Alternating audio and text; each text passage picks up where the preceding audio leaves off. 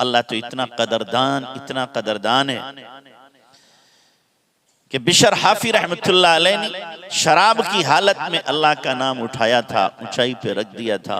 अल्लाह को ये अदा भा गई और बिशर हाफी को फिर अपनी मोहब्बत का जाम पिला दिया। फिर बिशर हाफी हमेशा नंगे पांव रहते थे। किसी ने पूछा, हाफ के माने अरबी में आते नंगे पांव चलने वाला। किसी ने पूछा नंगे पांव क्यों चलते हो? तो कहा अल्लाह ने कुरान में फरमाया है वल अर्द फरशनाहा फनिअमल माहिदून, हमने जमीन को बिछौना बनाया है, क्या खूबसूरत बिछौना है, क्या अच्छा है।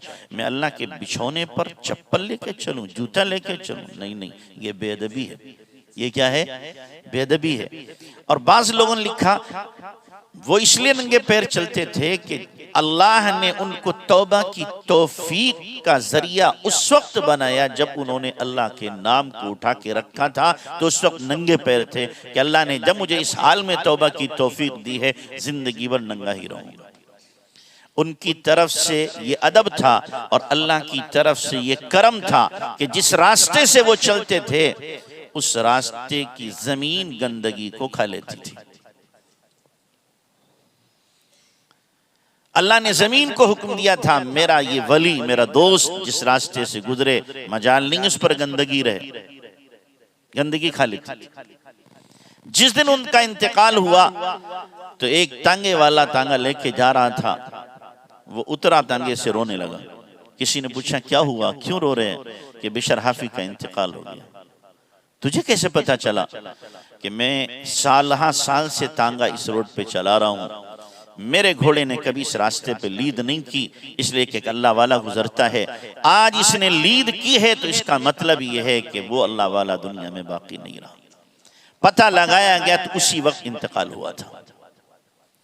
ये अल्लाह की कदरदानी है। अल्लाह की क्या है? कदरदानी है। ऐसा नहीं है हम अल्लाह से मोहब्बत करें, अल्लाह हमें बेयारो मददगार छोड़ दे। अल्लाह से हम मोहब्बत करें, अल्लाह इस मोहब्बत का कोई सिला हमें ना दे। नहीं, ऐसा हरगिज नहीं हो सकता।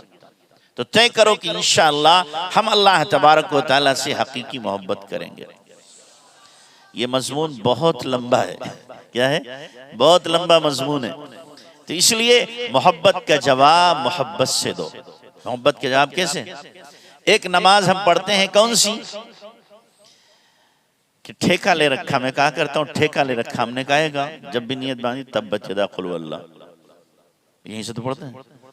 या सूरे फील से लेकर के और आखिर तक की जब नियत बांधेंगे तो यही शुरू हो जाएगी। और एक नमाज वो होती है कि अल्लाह की मोहब्बत में डूब के आदमी पढ़ता है तो लंबी किरात करता है। क्या करता है? अब आवाम कहेंगे हमें लंबी आती नहीं, सूरतें याद नहीं। भाई 15-20 सूरतें याद हैं, 2 रकात पढ़ना, 10 एक में पढ़ो, 10 एक में पढ़ो। लंबी हो गई कि नहीं हो गई?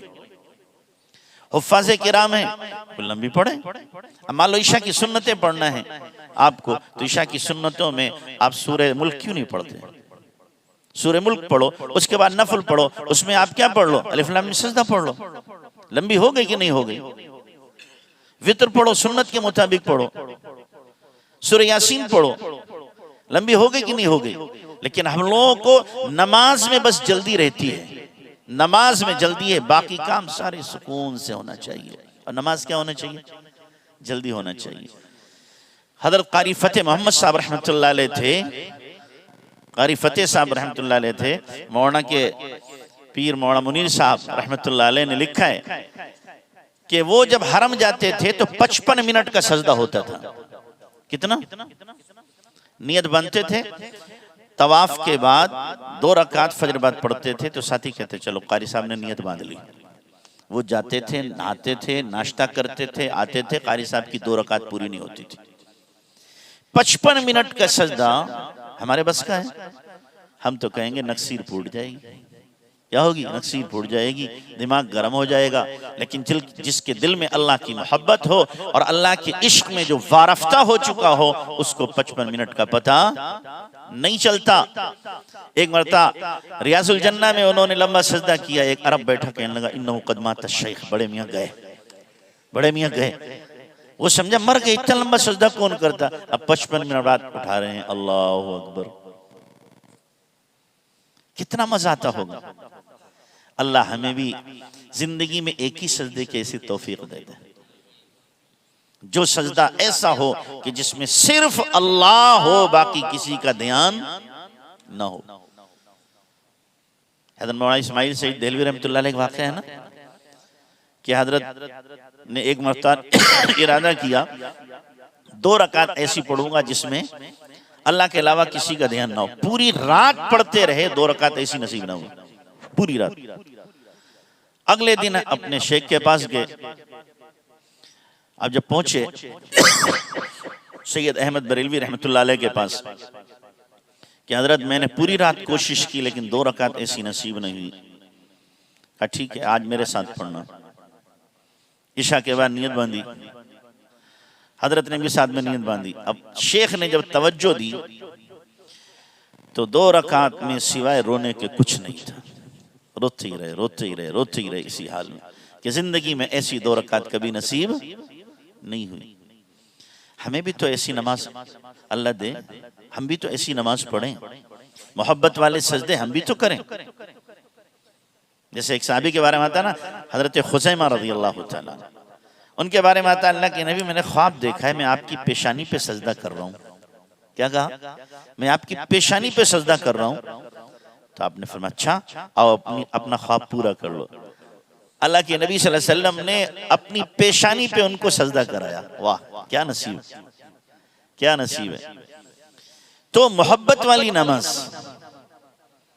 ऐसी मोहब्बत वाली नमाज अगर होगी तो यकीनी तौर पर अल्लाह ताला को हमारी नमाज पे प्यार आएगा और 2 रकात हमारी जिंदगी के मसाइल को हल कर देगा।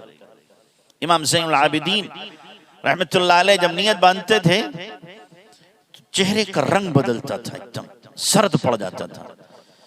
और उसके बाद जब पढ़ते अल्हम्दुलिल्लाहि रब्बिल आलमीन रुक जाते, अर्रहमानिर रहीम फिर रुक जाते।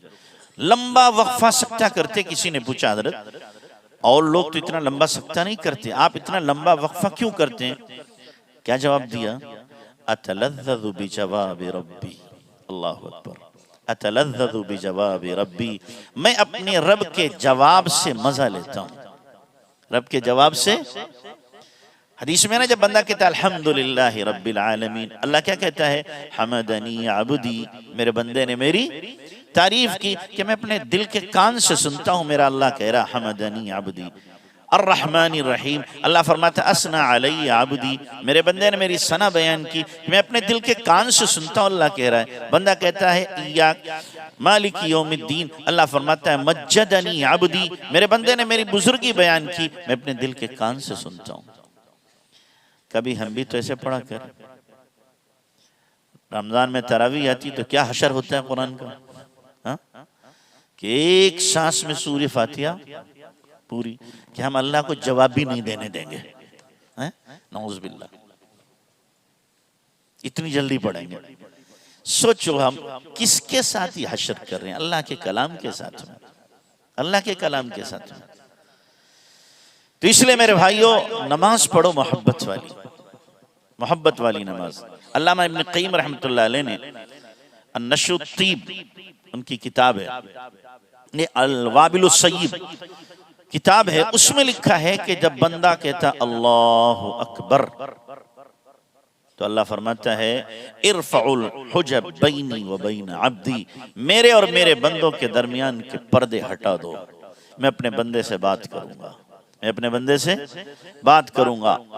अब बंदे का दिमाग कभी बीवी में, कभी बच्चों में, कभी खेत में, कभी खलियान में, कभी दोस्तों में, कभी दुकान पे, कभी कारोबार में।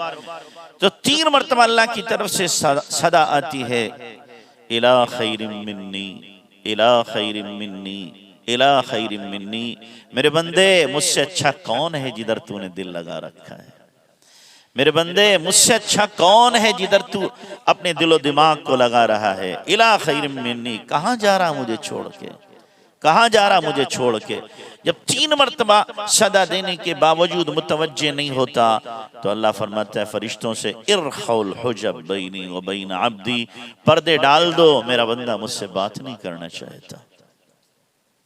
हम सोचें जरा किस किस कैफियत के साथ हम नमाज पढ़ते हैं। तो इसलिए मेरे भाइयों, अल्लाह से मोहब्बत करो, अल्लाह से प्यार करो, अल्लाह को पहचानो कि अल्लाह क्या है। हमारा ताल्लुक अल्लाह से है, दुनिया के बनियों से नहीं है जो नाप नाप के देते हैं। उस रब से है कि दहाने खोल देता है जब वो खुश होता है, उससे हमारा ताल्लुक है। हम अल्लाह को पहचान लेंगे, सारे मसले हमारे आसान हो जाएंगे। पहचानने का हक तो कोई नहीं अदा कर सकता। जब अल्लाह के नबी ने कह दिया मा अरफना का हक़्क़ा मारिफतिक इलाहा, मैं तेरी पहचान का हक अदा न कर सका तो हम कहां से अदा कर लेंगे। लेकिन होना तो चाहिए मारिफत वाले बचेंगे। इस पर याद आया वाकया, मौलाना रूमी ने लिखा है, आपने सुना होगा, सभी सुना होगा, लेकिन तकरार है उसकी कि नूरुद्दीन जंगी के जमाने में, वो एक जमाने में अपने निकला, एक रात में टहल रहा था। टहलते टहलते उसने देखा 4 आदमी बैठे हुए हैं। जाके ये भी बैठ गया कि कौन है आप ही जैसा मैं हूं। वो चारों डाकू थे। हर एक ने कहा भाई अपना फन बताओ, हुनर बताओ। तो एक उनमें से बोला कि जी रात में जब कुत्ते बोलते हैं तो मैं पहचान लेता हूं क्या कह रहे हैं, कुत्तों की आवाज।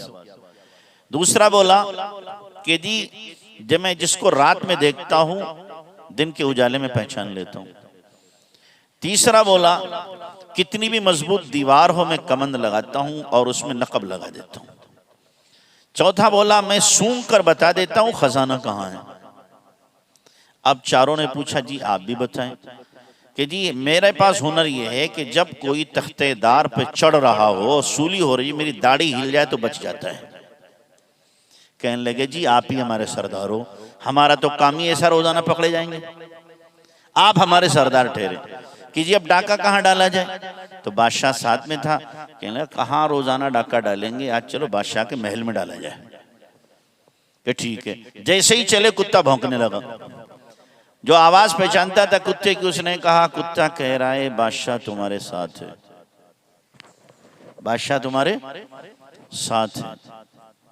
सबने कहा पागल हो रहा है क्या, बादशाह मौज ले रहा होगा महल में, हमारे साथ आएगा, दिमाग खराब है बादशाह का। माल की मोहब्बत आदमी को अंधा कर देती है। ये 3 नहीं मान रहे थे, कम से कम 4 नहीं मान रहे थे। ये तो अलग हो जाता कि बादशाह साथ में है, लेकिन सोचा बादशाह क्या डाका पड़ेगा, हमारे से भी खूब आएगा।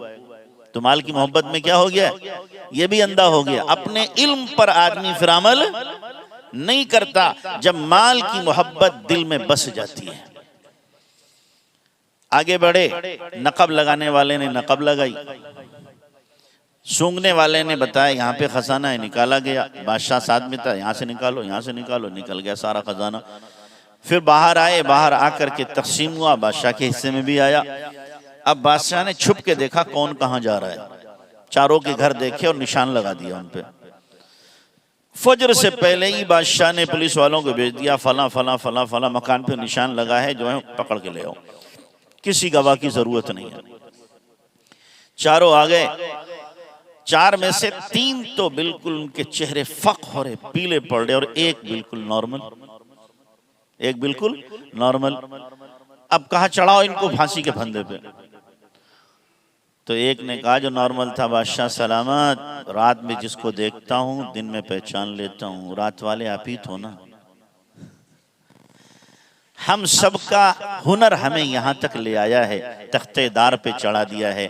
आप भी जरा अपना हुनर दिखाइए, दाढ़ी हिलाइए, हमारी जान बच जाए। बादशाह को हंसी आई, सबको छोड़ दिया।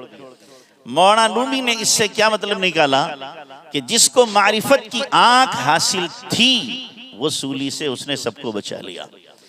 ऐसे ही जिसको मारिफत वाला दिल हासिल होगा, जो अल्लाह को पहचानता होगा, अल्लाह की मारिफत होगी, वो खुद भी बचेगा और हजारों लोगों को क्या करेगा, बचाएगा। तो इसलिए दिल मारिफत वाला पैदा करो। कौन सा दिल पैदा करो, मारिफत वाला।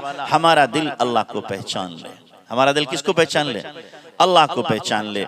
और दूसरा हिस्सा, दूसरा टुकड़ा इस आयत का, वइज़ा तुलियत अलैहिम आयातुहु ज़ादतहुम ईमाना, कि जब उनके सामने कुरान की आयत की तिलावत की जाती है तो उनका ईमान बढ़ जाता है। ईमान क्या होता है? बढ़ता है। हम आप जरा सोचें, हमारा ईमान बढ़ता है? रमजान में पूरा कुरान सुनते हैं, ईमान में कितना इजाफा होता है? रमजान में पूरा कुरान सुनने के बाद कितने लोग हैं जो अपनी गंदगियों से, गुनाहों से, मासी से बाज आ जाते हैं। रमजान भर तो बाज रहेंगे और जैसे ही चांद देखेंगे तो अंदर का शैतान जाग जाता है। फिर जो हरकतें रमजान से पहले करते थे, नहीं बल्कि उससे ज्यादा हरकतें शुरू कर देते हैं। कुरान पूरा सुना लेकिन असर कुछ भी नहीं हुआ। मुनाफिकीन की अलामत अल्लाह ताला ने बताई है कि जब वो कुरान सुनते हैं, ज़ादतहुम रिजसन इला रिजसिहिम, उनकी गंदगी में इजाफा होता है। ईमान वाले कुरान सुनते हैं तो ज़ादतहुम ईमानन, इनका ईमान बढ़ता है। हमारा क्या बढ़ता है? ईमान बढ़ता है, या अल्लाह न करे कुछ और बढ़ता है। ईमान बढ़ रहा है तो हम अल्लाह का शुक्र अदा करें, और अगर ईमान में इजाफा नहीं हो रहा है तो फिक्र करने की जरूरत है।